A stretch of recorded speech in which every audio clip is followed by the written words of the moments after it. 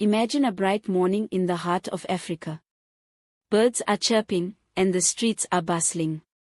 In a small office, a British lawyer named Daniel Gray sits at his desk, a stack of papers in front of him. His job? To defend the defenseless.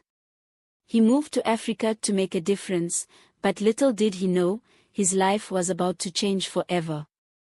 Daniel was a hard-working lawyer with a big heart. He had a 7-year-old son named Oliver, who loved drawing animals, and a wife, Sarah, who was expecting their second child.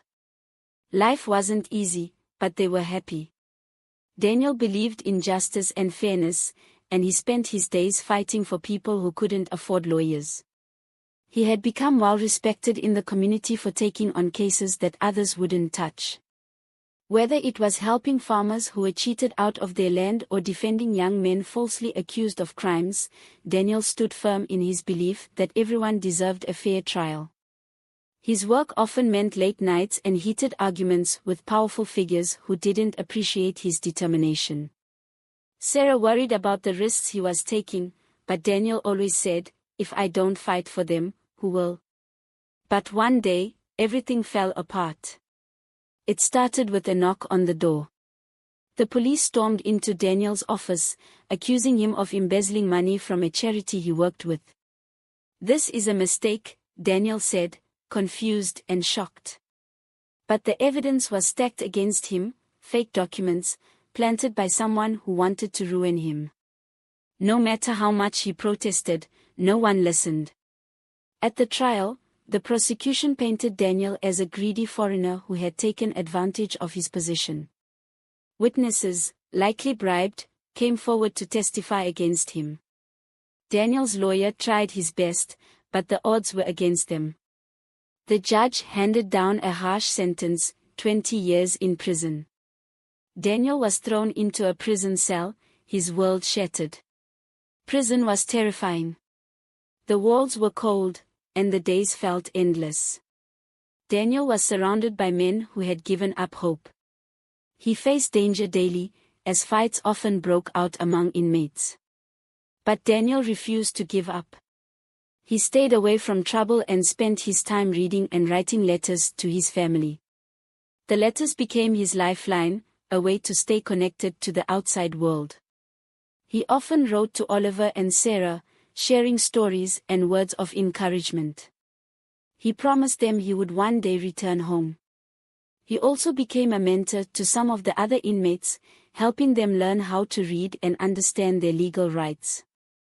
It gave him a sense of purpose and reminded him of why he became a lawyer in the first place. One inmate, a young man named Samuel, became particularly close to Daniel. Samuel had been falsely accused of theft, and with Daniel's guidance, he managed to appeal his case and gain his freedom. Samuel's success gave Daniel hope that justice could still prevail. Back at home, Sarah was struggling too. She gave birth to a baby girl, Emma, all alone. She had to raise 2 children while trying to clear Daniel's name. Sarah took on multiple jobs to make ends meet, from teaching to running a small food stall. She spent her evenings poring over legal books, trying to find a way to prove Daniel's innocence. Oliver, though young, took on responsibilities beyond his years. He helped care for Emma and often reassured his mother. "Dad will come back," he said, echoing Sarah's words. But as the years passed, the burden weighed heavily on them. Sarah's determination inspired others in the community. Friends and neighbors rallied around her, helping with childcare and organizing fundraisers to support the family. Though life was difficult, Sarah's unwavering faith in Daniel kept her going. One of Sarah's greatest challenges came when Oliver had to leave for university. Though it broke her heart, she knew he needed to pursue his dream of becoming a lawyer to carry on Daniel's legacy. They scraped together enough money through community support and scholarships, and Oliver promised to fight for his father's freedom. 20 long years went by. Oliver grew up and became a lawyer, inspired by his father's story. Emma, who had never even met Daniel, became an investigative journalist. Together, they decided to dig into the past and find the truth. Oliver pored over court documents, while Emma interviewed people connected to the original case.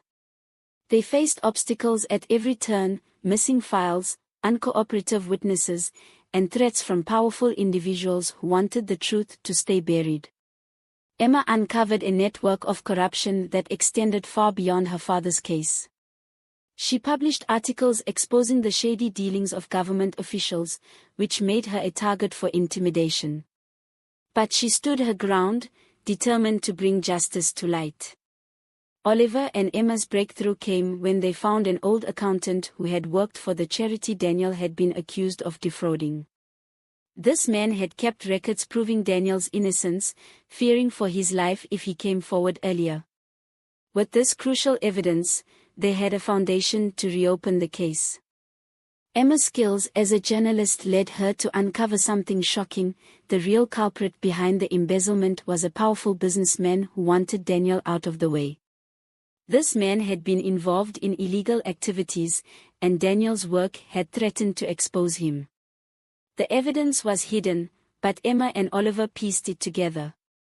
They tracked down a former employee of the businessman who agreed to testify. They found bank records, emails, and other documents proving Daniel's innocence. Emma's groundbreaking report aired on national television, sparking outrage and a call for justice. Public support grew for Daniel's case, putting pressure on the legal system to act quickly. Emma even confronted the businessman during a press conference, forcing him to flee the country. The public support reached a fever pitch, with protests demanding Daniel's release. With the new evidence, Oliver reopened Daniel's case. The courtroom was packed. People who had forgotten about Daniel's story now watched in suspense.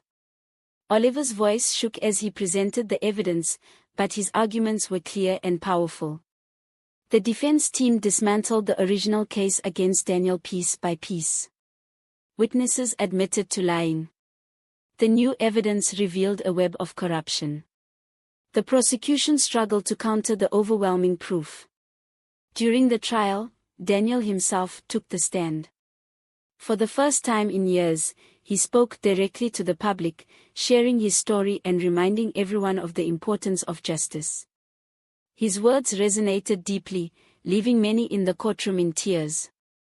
The judge reviewed everything. After hours of waiting, the decision came. Daniel Gray is innocent. He is free to go. When Daniel walked out of the prison gates, his hair was gray, and his face was tired, but his eyes were full of hope. Sarah, Oliver, and Emma were waiting for him. He hugged them tightly, tears streaming down his face. "I'm home," he said. The family celebrated his return. They shared stories and caught up on lost time. Daniel met Emma for the first time, and they bonded quickly. He marveled at how his children had grown into strong, determined individuals. The community held a welcome home event for Daniel, where he thanked everyone who had stood by his family. It was a day filled with joy, music, and hope for a brighter future. Daniel's story didn't end with his release.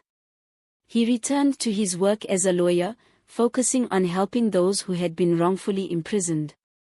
Together with Oliver and Emma, he started an organization dedicated to fighting for justice. The family's bond grew stronger as they worked together. They traveled across the country, spreading awareness about corruption and the importance of standing up for what's right. One of their first major cases involved freeing another innocent man who had spent decades in prison. Their success stories inspired a wave of reform in the legal system, giving hope to countless families. Over the years, the organization expanded, helping hundreds of people and training young lawyers to continue the fight for justice. Daniel's resilience became a symbol of hope for people everywhere. Daniel's story became an inspiration. It taught people to never give up hope, no matter how dark life seems. It showed the power of family and the importance of standing up for the truth. Daniel is sitting with his grandchildren, telling them stories about courage and justice. Never stop fighting for what's right, he says, a smile on his face. Justice delayed is not justice denied. If you enjoyed this story, don't forget to like, subscribe, and share it with someone who needs a little hope today. Remember, your support helps us tell more stories like this.